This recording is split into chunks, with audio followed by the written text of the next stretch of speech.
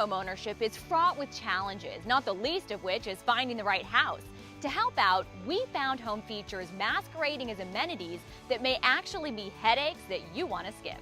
To help you identify these, we met up with home designer and architect Barry Wood. This list is not a set of deal breakers. They are red flags because certain things could really be a headache for your entire life in the home. On your list is something right behind us, fireplaces. Yes. You say they're homey, but they can actually be more harmful. Why? They seem so great. I know, everyone loves fireplaces. I love fireplaces, especially wood-burning fireplaces, but they're dirty and they can have a lot of issues, especially if they're old. When you've got a chimney, there are all sorts of mortar joints that can crack, the flue can crack, and that's a huge fire code issue and a safety issue. Speaking of heat, issues do not end with fireplaces. You've zeroed in on the type of heat that a house uses. Yes, oil heat is what this country mostly used for the past century. The issue is you've got this big, dirty tank in your basement that needs to be filled periodically manually, as opposed to gas, which just keeps rolling through the pipes. It's much more expensive than gas, sometimes twice as expensive as gas to heat your home.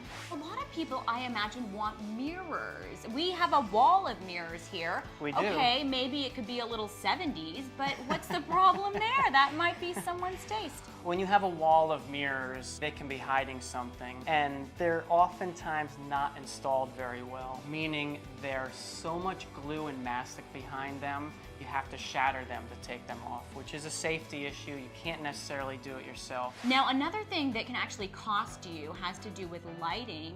South-facing windows and south-facing sliding doors, even worse. Yes. Why is this expensive?